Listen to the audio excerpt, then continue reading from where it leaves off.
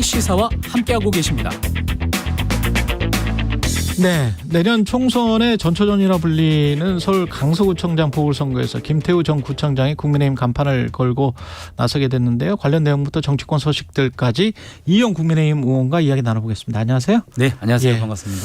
예상대로 됐다는 반응이긴 합니다. 네네. 50대 50. 뭐 세부 득표율을 발표하지 않은 이유는 뭘까요? 세부 득표율을 발표하진 이유보다는요. 예. 지금까지 세부 득표율을 발표한 적이 없습니다. 아, 그래요? 네. 네. 저희가 뭐 최고위원이랑 보면 순위는 발표하지 득표율은 따로 발표하지 않아도 네. 뭐 다음 날 정도나 어떤 흔히 우리가 얘기하는 어떤 언론에서 실하시나 언론에서 네. 그 득표율이 나오는 거지 실제로 득표율은 발표한 적은 없습니다. 그렇군요. 네네. 근데 이제 김진선 강서병 당협위원장이 좀 이의를 제기를 한 것 같은데 경선 결과에 대해서 이거는 네. 맞는 보도입니까? 그렇지는 않은 것 같습니다. 그래요? 저는 네. 처음에 후보자들끼리 이제 서약을 또 하거든요.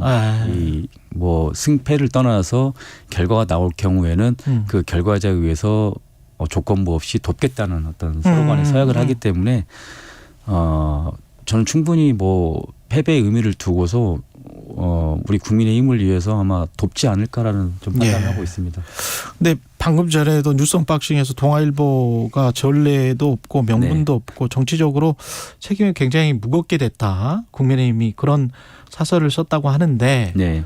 어떻게 보세요? 이게 조금 결국은 이제 보궐선거를 하게 만든 거잖아요.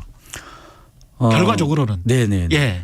근데 이제 저도 정치인이 관점에서 보면은 예. 제가 그러니까 김태우 이제 후보가 예를 들면은 구청장직을 상실했을 때 그 예. 의미를 먼저 두는 게 저는 뭐 첫 번째라고 봐요. 예. 상실한 이유가 우리가 어떤 뭐 정치 뭐 자금법이나 아니면 선거법 위반을 했다면은 당 차원이나 아니면 스스로 본인이 선거를 출마하지 않아야 되고 또 무공천을 했어야 되는 게 사실 저는 맞다고 봅니다. 예. 근데 모두가 좀 아시다시피 김태우 구청장이 구청장 상실의 이유가 결국은 공무상 비밀 누설 혐의라고 저는 보거든요. 예. 그렇기 때문에 그리고 이미 1심이 2021년 1월에 이미 1심이 발표됐어요. 그렇다면은 강서구청 이 구민들도 이미 다 알고 있는 이 사실이거든요. 그런데도 지난 지방선거 때 김태우 구청장을 선뜻 뽑아준 이유도 전 정부의 어떤 잘못했기 때문에 이제는 잘하라는 의미로 저는 뽑아줬다고 봐요. 예, 그렇기 때문에 이거를 뭐 저희가 김태우 구청장이 1심도 뭐 이걸 속이고 예를 들면 뭐 그런 거에 대해서 국민들한테 잘못 뭐 속이고 했다면은 이건 잘못된 부분인데 이미 다 알고 이거는 또 선거를 했기 때문에 큰 문제는 저는 없다고 봅니다. 근데 이 대법원 최종 판결이 나왔을 때하고 어느 정도 뭐 그런가 민가 할 때하고 국민들의 생각이 이제 다를 수가 있지 않습니까? 네네. 선거 결과는 어떻게 예측하세요? 저는 충분히 승산이 좀 있다고 봅니다. 충분히 승산이 있다. 네. 예. 왜냐하면 이제 이게 정치는 항상 명분 싸움인 것 같습니다. 명분 싸움이다. 그 명분이 김태우 청장이 어떻게 보면 본인이 항상 얘기하는 부분이 있잖아요. 예. 본인은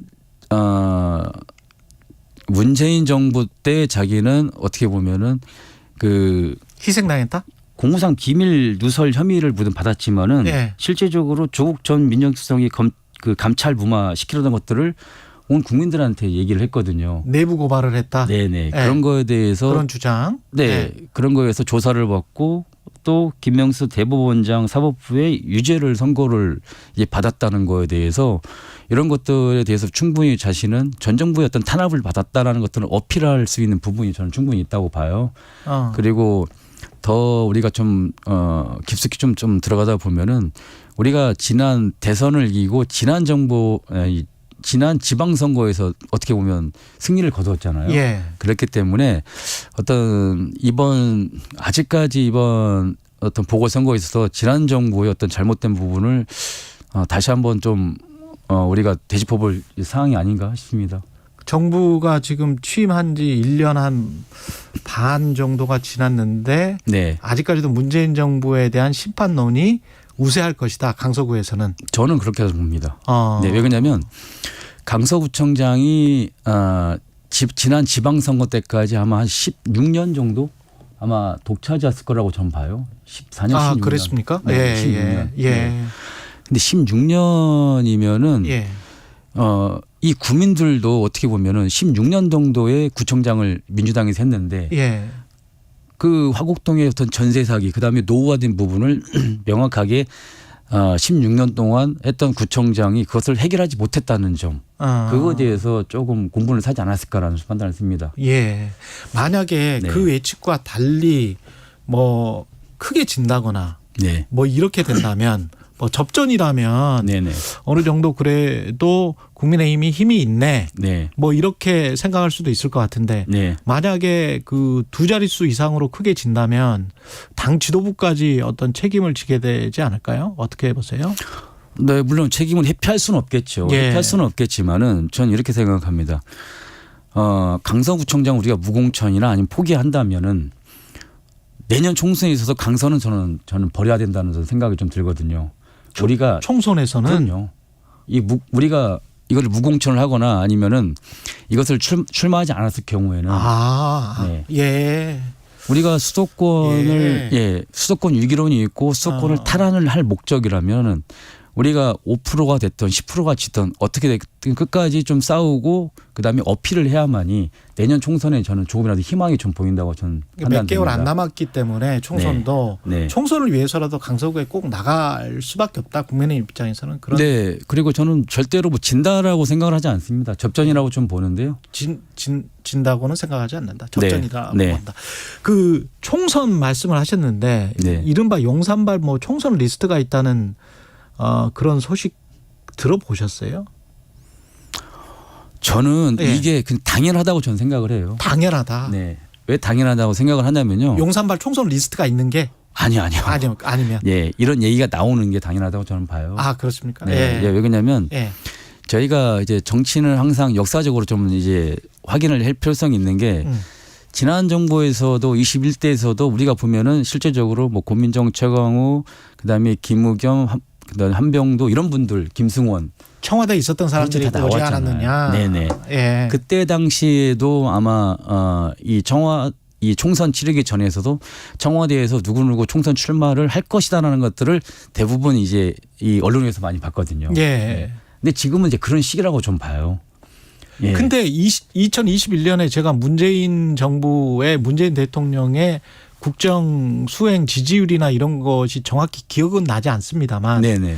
1년 한 반 정도 지났을 때 지금 윤석열 대통령보다 확실히 높았을 거는 분명해요. 네네. 예. 그러면 그때와 지금을 그냥 단순 비교해서 이게 당에 도움이 될까? 결국은 네. 국정 지지율이 좀 높아야 네네. 총선에도 좀 도움이 되지 않습니까?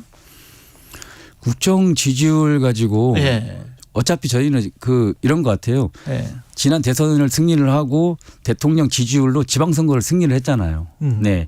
그러니까 내년 총선도 저는 대통령 지지율로 저는 승부를 본다고 봐요. 그렇죠. 대통령 지지율로. 그렇죠. 예, 예. 그렇죠. 네. 어. 그래서 한 40% 정도 돼야만이 어느 정도 승산이 저는 있다고 좀 보거든요. 대통령 지지율이 40% 네네. 돼야 된다. 네. 그래서 예. 지금 한 7, 8% 정도 되는데 예. 아직 정기국회도 남아 있고 내년 4월까지 워낙 여론조사 기관마다 좀 다르기 때문에. 예. 네, 다르기 예. 때문에 뭐 예. 그런 경우가 있는데 예. 저는 순차적으로 좀 지지율 회복이 좀 된다고 좀 일단 판단이 되고요. 예. 근데 다만 대통령의 국정 지지율과 다르게 예를 들면 내년도 총선이 이후에 과연 이제 대통령을 뒷받쳐줄 만한 어떤 이 많은 의원들 우리 국민의힘 의원들이 예. 좀 생겨나야지 어떤 대통령의 좀 이해도도 있고 국정 운영하는데 좀 더 도움이 되지 않을까라는 좀 판단을 해요. 그렇기 때문에 저는 그런다고 해서 이 용산에서 출마를 하지 않는다고 해서 그런다고 해서 우리가 또 인재풀이 그렇게 넉넉한 편은 또 아니거든요. 예. 네. 그렇기 때문에 저는 이 용산에서 누구 총선에 출마한다 이런 것들은 지금이 좀 뭐 얘기 나오는 게 당연하지 않을까라는 또 당연하지 않을까. 예. 총선에 오히려 도움이나 힘이 될 수 있다 이렇게 생각하시는 것 같습니다. 네. 예. 그리고 지금 저 민주당이 한덕수 총리 해임안 등 뭐 5개 사항을 결의를 했다고 합니다. 민주당 안 내에서. 네네. 그래서 오늘 뭐 제출할 것이라고 하고 방금 들어온 속보로는 이재명 대표가 이제 병원으로 이송이 됐다고 합니다. 네. 예. 어떻게 보세요? 이제 이거 전국 난맥은 어떻게 해결이 돼야 된다고 보십니까?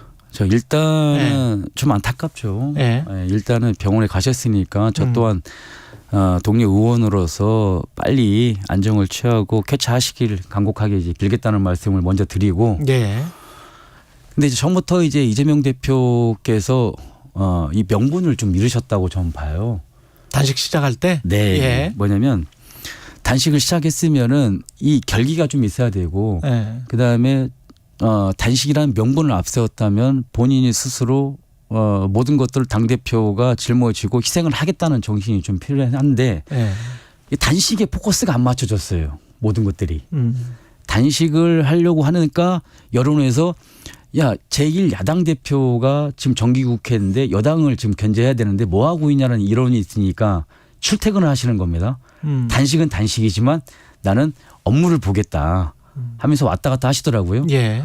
그러고 나서 또 단식이야 뭐야 하니까 이제는 더 많은 이제 시간을 배려하는데 그중에 또 국민의힘은 우리 수산업자를 홍보하기 위해서 옆에서 수산물 홍보를 했죠. 예. 근데 이제 민주당이 일부 이제 부자진들이 도시락을 또 가져가요. 예. 예. 그리고 나서 또 당대표께서 목표로 가셔가지고 잘 먹었습니다. 이렇게 횟집 가가지고 잘 먹었습니다. 이런 또 글도 사인도 하시고. 예. 그러니까 자꾸 이제 이 포커스가 단식에 맞춰져야 되는데 자꾸 분산되는 겁니다. 이게. 그리고 가장 중요한 것은 이게 예. 명분 싸움이거든요. 예. 이 명분인데 이재명 대표께서 거의 뭐 처음에 단식할 때 명분이 처음 세 가지잖아요. 예. 세 가지인데 첫 번째는 한 20초밖에 안 남았어요. 네.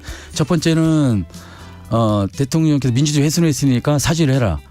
이건 추상적이고 모호한 거거든요. 아. 예. 예. 또 두 번째는 후쿠시마 그 방출에 대해서 반대해라. 예. 세 번째는 개각해라. 뭐 예. 이런 거거든요. 그러니까 애매모호한 것들이 있기 때문에 그런 것들이 이제 뭐 알겠습니다. 예. 여기까지 듣겠습니다. 이용 국민의힘 의원이었습니다. 고맙습니다. 네. 2023 KBS 1라디오 연중기획 낮은 목소리 당신의 목